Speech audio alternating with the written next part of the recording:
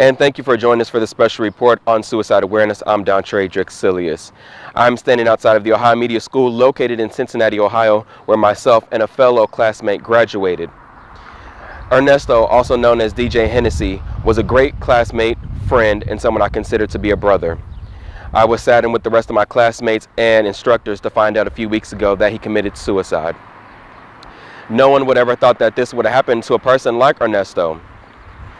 Ernesto was a great person, a great friend, and someone I consider to be family, just like the rest of his classmates and instructors. In this report, I'm going to show you information on suicide awareness, as well as professionalism in suicide awareness, as well as people who have dealt with suicide and depression. I want to warn you that what you're getting ready to see coming up next can be graphic and is intended for mature audiences only. Here's a look into suicidal happiness.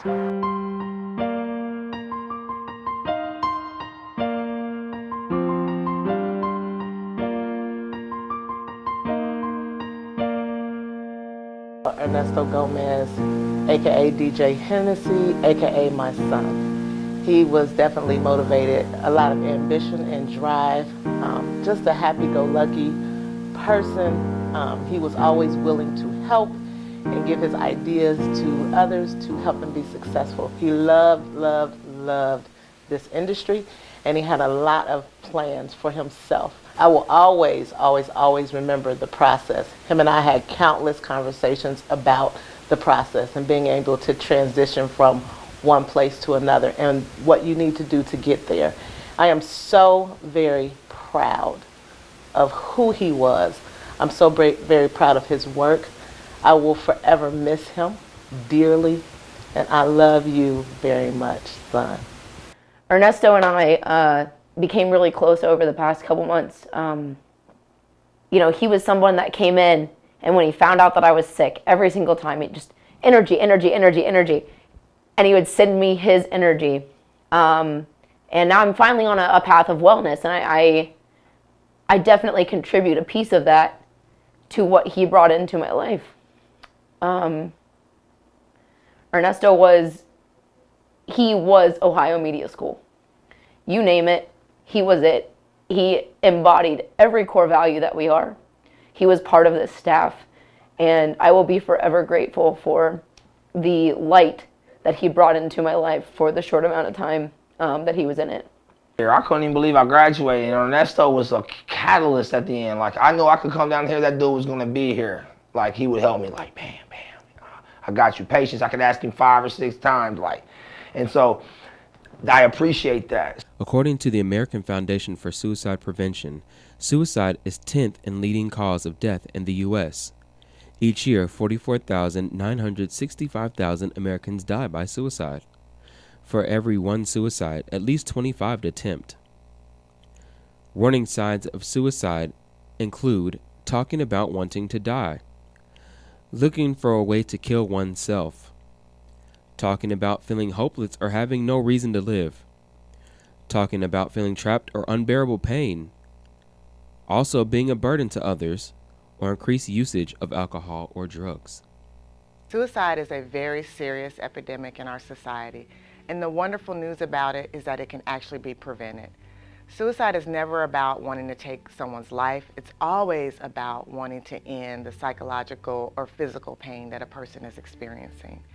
And so there are numerous warning signs that stand out that can help you identify a friend or a loved one who is possibly contemplating suicide. Some of those warning signs include psychological stressors, major changes in life, loss of a job, loss of a spouse, a divorce, an illness, a major move. So those are things that you should always be monitoring and asking and checking in with the person on how they're doing. I come from a little bit of a different background, so for me to say that the police saved my life is hard for me to say that. And so they did. I hung myself in the county jail, alcoholically induced. My last time I ever drank alcohol was 12 years ago. Well, actually, will be 12 years this year. And it's preventable from people like yourself who ask the vital question, are you thinking about ending your life? And then if they say yes, or they don't have an answer, a good follow-up question is, to just ask them about if they have a plan. And if they have a plan, then do they have a means to carry out that plan? And if that plan is lethal and they're not willing to back down off of it or come up with a safety plan, then you need to get that person help. They're not in their right mind. They're not using good judgment. All they see is an escape from the immediate pain that in their mind will never end. That person is experiencing significant hopelessness and helplessness, which are other vital warning signs to look for. So in that instance, you'll want to get that person safe immediately. You can't leave it up to them. You can't ask them, well, will you be willing to go to the hospital, and then expect themselves to go. They're not going to do it. You're going to have to actively be involved in helping to prevent them from completing suicide. You are more powerful than you will ever know. And it's just important to remind yourself of that and to surround yourself with people who are going to remind you of that. We've come a long way from where we began. Oh, I'll tell you all about it when I see you. If you or anybody else you know is dealing with depression or suicidal thoughts, there are professionals there for you. Remember, you're not alone. Information is on your screen right now. You can visit online or make a phone call. You can always remain anonymous. And on a personal note, I want to let Ernesto know that I love you, I miss you, and I'll see you again one day. You are always somebody I consider to be closer than a classmate. You are family, and you will be truly missed. And remember, check on a strong friend. Just because you think or they say they're strong doesn't mean they are. Thank you for joining us for the special report on suicide awareness.